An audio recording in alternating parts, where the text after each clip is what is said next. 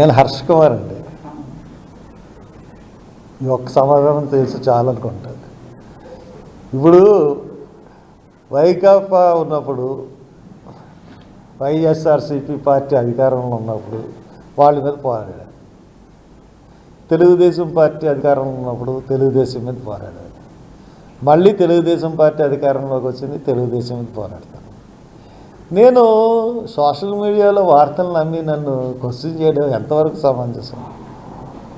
ఇప్పుడు నేను ఒక పార్టీ గురించి చెప్తే మీరు వెంటనే ఇంకో పార్టీకి వెళ్ళిపోతాను అని ఎందుకు అనుకుంటున్నారు? నేను కంపారిజన్ చేశాను. ఈ రోజున మీరు అడిగారు కాబట్టి చెప్తున్నాను. స్కాలర్షిప్స్ ఇవ్వలేదండి, ఫీజు రియంబర్స్మెంట్ ఇవ్వలేదండి. మొన్న ఒక 1000 కోట్లు రిలీజ్ చేశానండి, 100 కోట్లు ఎంతో రిలీజ్ చేశాను, ఒక్క నయా పైసా కాలేజీలకు రాలేదండి. తర్వాత సరే ఆయన హామీలన్నీ పెట్టిండు, పక్కనెట్టిండు, ఏ హామీకి ఏ డబ్బులు రాలేదండి. కానీ అమరావతిలో 64,000 కోట్లు పెట్టి, వినండి సార్, 64,000 కోట్లు పెట్టి ఆయన బిల్డింగులు, పెద్ద పెద్ద మాన్యుమెంట్స్ కడుతున్నాడండి. దానికి 64,000 కోట్లు అంటే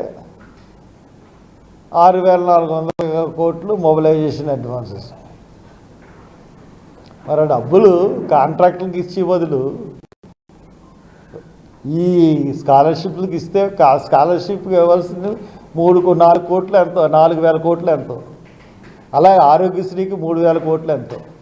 వీటికి ఖర్చు పెట్టాలి కదండి. ఆరోగ్యశ్రీ ఎంత ఇంపార్టెంట్ అండి. వాళ్ళు ఎప్పుడు పడితే అప్పుడు హాస్పిటల్ ఆపేస్తున్నారు. ఈ ఫీజు రియంబర్స్మెంటు ఒక ఇయర్ అయిపోయింది, నెక్స్ట్ ఇయర్కి వెళ్తే పిల్లలకి టీసీలు రావట్లేదు. వీటిలో ఇంత ఇంపార్టెంట్ ఎడ్యుకేషన్ అండ్ హెల్తే కదా. ఎడ్యుకేషన్ హెల్త్ కన్నా ఇన్ఫ్రాస్ట్రక్చర్ గొప్పదా? మానవుడు సరే కనీస అవసరాలు ఏంటి? ఎడ్యుకేషన్, హెల్త్, తిండి బట్ట తర్వాత అయ్యే కదా మనకు కావాల్సినవి. దాని మీద ఖర్చు పెంచకుండా ఇన్ఫ్రాస్ట్రక్చర్స్కి వెళ్తూ ఉంటుంటే మనం ఏమంటామండి? తెలుగుదేశం పాలన బాగుందని అనగలమా? నేను అదే అన్నాను. అనవసరంగా నన్ను కదిపి మళ్ళీ తిట్టెత్తున్నాను తెలుగుదేశం. కాదండి, నేను మళ్ళీ నన్ను కలిగి తెలుగుదేశాన్ని తిట్టెత్తున్నారు. మీరు తెలుగుదేశం అభిమానులాగా ఉంటారు.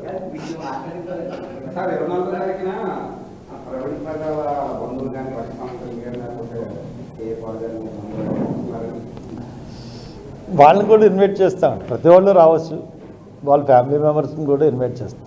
వస్తారో లేదో అన్నది వాళ్ళ విషయం, మనకు తెలియదు.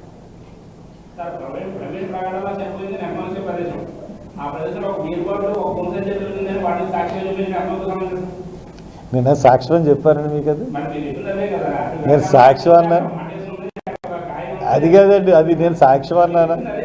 నేను సాక్ష్యం అని చెప్పానా? నేను సాక్ష్యం అని చెప్పానా? ఏమండి సాక్ష్యం అంటే ఏంటి? సాక్ష్యం అంటే ఏంటి? అలాగ తీసుకురావడానికి ఆస్కారం ఉందని చెప్పని తప్పితే సాక్ష్యం అని చెప్పలేదు. మీరు ఇలాగ 2 దారులు ఉన్నాయి, దారుల్లో ఇలాంటివి ఉన్నాయి, అలా తీసుకురావడానికి ఆస్కారం ఉందని చెప్పని సాక్ష్యం అని చెప్పలేదు నేను. సాక్ష్యం ఏంటి?